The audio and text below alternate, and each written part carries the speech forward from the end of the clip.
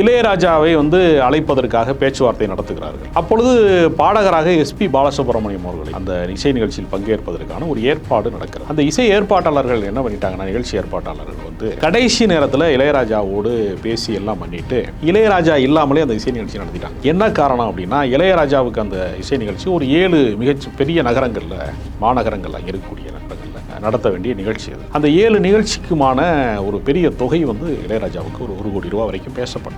அதுல ஒரு பாதி தொகை கொடுத்து அதே நிகழ்ச்சியை நடத்துவதற்கு எஸ்பிபி போதும் அப்படிங்கிற ஒரு யோசனையை சில பேர் சொல்லியிருக்காங்க. அதனால இளையராஜாவை கழட்டி விட்டுட்டு எஸ்பிபி வச்சு அந்த ப்ரோக்ராம் பண்ணிட்டாங்க. இது எப்படி பாடலாகுது? மெட்டுக்கு திருவள்ளுவர் எழுதினாரா? அங்க யாராவது இசையமைப்பாளர்கள் இருந்தாங்களா? அப்ப எல்லா கவிதைகளும், எல்லா செய்யுளும், எல்லா பாடல்களுமே ஏற்கனவே இசை வடிவத்தில் தான் இருக்கிறது. தமிழாசிரியர்கள் பாடம் நடத்துகிற போதே இசையோடு தான் சொல்லிக் கொடுப்பாங்க. பல பேர், சில பேர் அந்த பாடலாவே திருவாசகத்தை பாடி காட்டுவாங்க. இப்ப இசை என்பது இளையராஜா காலத்துல உருவானது அல்ல.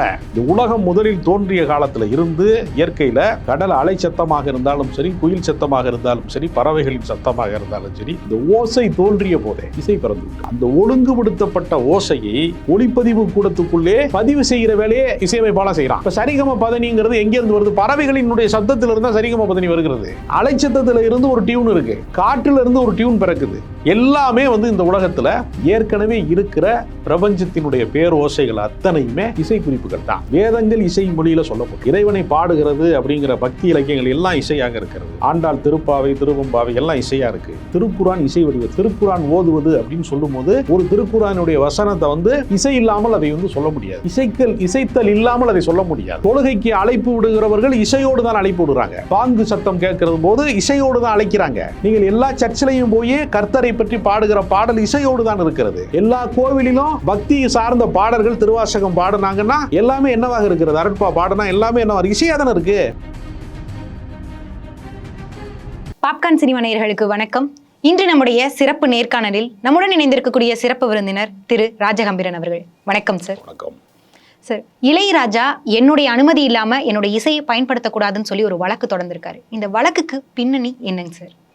இளையராஜா அவர்கள் இப்படி ஒரு வழக்கு போடுவதற்கு காரணமாக அமைந்த சம்பவம் என்று பார்த்தால், ஒரு 7 ஆண்டுகளுக்கு முன்பு 2017 ஒரு இசை கச்சேரி வெளிநாடுகளிலே அமெரிக்கா போன்ற ஐரோப்பிய நாடுகளிலே வெளிநாட்டு கச்சேரிகளுக்கான ஒரு ஏற்பாடு நடக்கிறது. இளையராஜாவை அழைப்பதற்காக பேச்சுவார்த்தை நடத்துகிறார்கள். அப்பொழுது பாடகராக எஸ்பி பாலசுப்ரமணியம் அவர்களையும் அந்த இசை நிகழ்ச்சியில் பங்கேற்பதற்கான ஒரு ஏற்பாடு நடக்கிறது. அந்த இசை ஏற்பாட்டாளர்கள் என்ன பண்ணிட்டாங்கன்னா, நிகழ்ச்சி ஏற்பாட்டாளர்கள் கடைசி நேரத்தில் இளையராஜாவோடு பேசி எல்லாம் பண்ணிட்டு இளையராஜா இல்லாமலே அந்த இசை நிகழ்ச்சி நடத்திட்டாங்க. என்ன காரணம் அப்படின்னா, இளையராஜாவுக்கு அந்த இசை நிகழ்ச்சி ஒரு 7 மிகச் பெரிய நகரங்கள்ல, மாநகரங்கள்ல இருக்கக்கூடிய நகரங்கள்ல நடத்த வேண்டிய நிகழ்ச்சி அது. அந்த 7 நிகழ்ச்சிக்குமான ஒரு பெரிய தொகை இளையராஜாவுக்கு ஒரு 1 கோடி ரூபாய் வரைக்கும் பேசப்பட்டது. அதுல ஒரு பாதி தொகை கொடுத்து அதே நிகழ்ச்சியை நடத்துவதற்கு எஸ்பிபி போதும் அப்படிங்கிற ஒரு யோசனையை சில பேர் சொல்லியிருக்காங்க. அதனால இளையராஜாவை கழட்டி விட்டுட்டு எஸ்பிபி வச்சு அந்த ப்ரோக்ராம் பண்ணிட்டாங்க. ஆனால் அங்கு பாடப்பட்டது இளையராஜாவின் பாடல்கள். அது இளையராஜாவை கோபம் மூட்டி விட்டது. என்னுடைய இசையை, என்னுடைய இதை பயன்படுத்தி கொண்டு என்னை புறக்கணிக்கிறீர்களா அப்படின்னு அவர் ஹைகோர்ட்டில் போய் ஒரு ஸ்டே ஆர்டர் வாங்குறாரு. என்ன அனுமதி இல்லாமல் நீங்கள் இனிமேல் என் இசையை பாடக்கூடாது, கச்சேரியில் பயன்படுத்தக்கூடாது. நீங்கள் வணிக ரீதியாக தானே பயன்படுத்துகிறீங்க. கோயில் திருவிழாவில் பாடுறாங்க, திருவிழா வீதியில் பாடுறாங்க, கச்சேரி எத்தனை இடங்களில் பாடுறாங்க. அவர்களுக்கு நான் வரல. நீங்கள் மிகப்பெரிய அளவில் இசை நிகழ்ச்சிகள் ஏற்பாடு செய்யக்கூடியவர்கள், கார்ப்பரேட் நிறுவனங்களாக இருக்கிறவங்க, ஈவென்ட் மேனேஜ்மெண்ட்டினுடைய மிகப்பெரிய நிறுவனங்களாக இருக்கிறவங்க, இசை நிகழ்ச்சிகள் நடத்தக்கூடியவங்க, என்னுடைய அனுமதி இல்லாமல் நீங்கள் நடத்துவதன் மூலமாக என்னை ஏமாற்றுகிறார்கள் அப்படிங்கிறதுனால ஏற்பட்ட ஒரு கோவம் தான். அதற்காக அவர் வழக்கு போடுறாரு.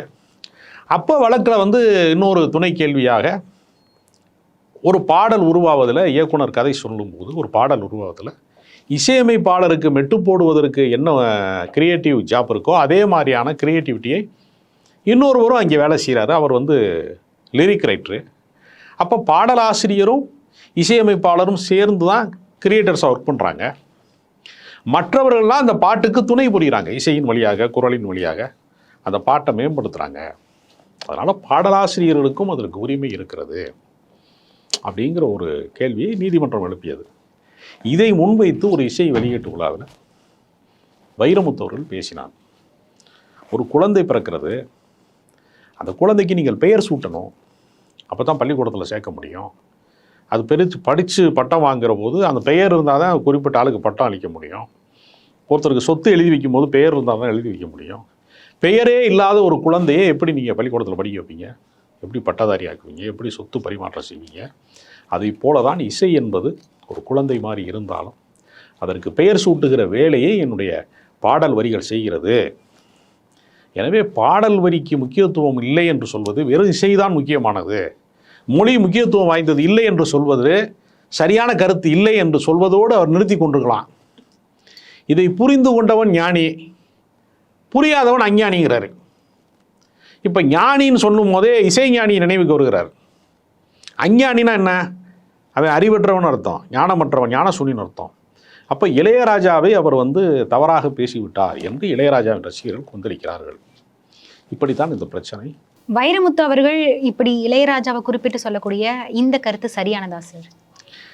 ஒரு பாடலாசிரியனுடைய வேலை என்பது ஏற்கனவே இசையமைக்கப்பட்ட ஒரு மெட்டுக்கு வரி எழுதுவது என்று சொல்லிக் கொண்டாலும் உண்மை என்ன அப்படின்னா, ஒரு 2000 வருடங்களுக்கு மேலாக இருக்கக்கூடிய தமிழ் இலக்கியத்தில் எல்லாமே செய்யுள் வடிவத்தில், கவிதை வடிவத்தில், பாடல் வடிவத்தில் தான் இருக்குது. இப்போ திருக்குறள் இருக்கிறது, திருக்குறள் இசை வடிவத்தில் தானே இருக்குது. அதை இசை அமைத்து பாட முடிகிறதே. இன்றைக்கி இருக்கக்கூடிய ஒரு இசையமைப்பாளன் திருக்குறளை இசையமைத்து பாட முடிகிறதே. பல்லாண்டு வாழ்க என்று சொல்லக்கூடிய எம்ஜிஆரினுடைய ஒரு திரைப்படத்தில் ஒரு இசையமைப்பாளர் அதை பாட்டாகவே பயன்படுத்தி இருக்கிறார். எப்படி பாட்டாக பயன்படுத்துகிறார்னா, அன்பிலார் எல்லாம் தமக்குரியர், அன்புடையார் என்றும் உரியர் பிறர்க்கு.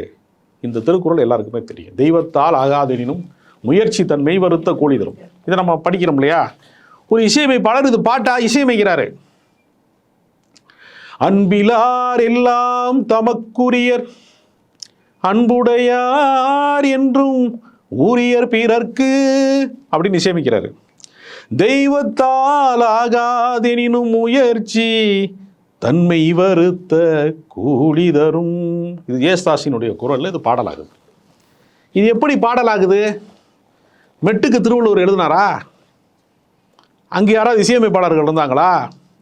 அப்போ எல்லா கவிதைகளும், எல்லா செய்யுளும், எல்லா பாடல்களுமே ஏற்கனவே இசை வடிவத்தில் தான் இருக்கிறது. தமிழாசிரியர்கள் பாடம் நடத்துகிற போதே இசையோடு தான் சொல்லிக் கொடுப்பாங்க. பல பேர், சில பேர் அந்த பாடலாகவே திருவாசகத்தை பாடி காட்டுவாங்க. அப்போ இசை என்பது இளையராஜா காலத்தில் உருவானதல்ல. இந்த உலகம் முதலில் தோன்றிய காலத்தில் இருந்து இயற்கையில் கடல் அலை சத்தமாக இருந்தாலும் சரி, குயில் சத்தமாக இருந்தாலும் சரி, பறவைகளின் சத்தமாக இருந்தாலும் சரி, இந்த ஓசை தோன்றிய போதே இசை பிறந்து விட்டது. அந்த ஒழுங்குபடுத்தப்பட்ட ஓசையை ஒளிப்பதிவு கூடத்துக்குள்ளே பதிவு செய்கிற வேலையே இசையமைப்பாளர் செய்கிறான். இப்போ சரிகம பதனிங்கிறது எங்கேருந்து வருது? பறவைகளினுடைய சத்தத்தில் இருந்தால் சரிகம பதனி வருகிறது. அலைச்சத்தத்தில் இருந்து ஒரு டியூன் இருக்குது, காற்றில் இருந்து ஒரு டியூன் பிறக்குது. எல்லாமே இந்த உலகத்தில் ஏற்கனவே இருக்கிற பிரபஞ்சத்தினுடைய பேரோசைகள் அத்தனையுமே இசை குறிப்புகள் தான். வேதங்கள் இசை மொழியில் சொல்லப்பட்டிருக்கிறது. இறைவனை பாடுகிறது அப்படிங்கிற பக்தி இலக்கியங்கள் எல்லாம் இசையாக இருக்கிறது. ஆண்டாள் திருப்பாவை, திருவம்பாவை எல்லாம் இசையாக இருக்குது. திருக்குரான் இசை வடிவத்தில் இருக்குது.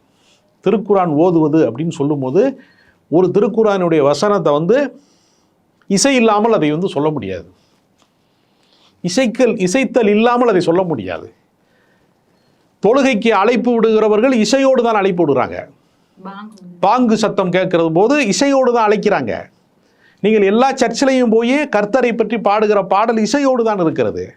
எல்லா கோவிலிலும் பக்தி சார்ந்த பாடல்கள், திருவாசகம் பாடினாங்கன்னா எல்லாமே என்னவாக இருக்கிறது? அருட்பா பாடினா எல்லாமே என்னவாக இசையாக தானே இருக்குது.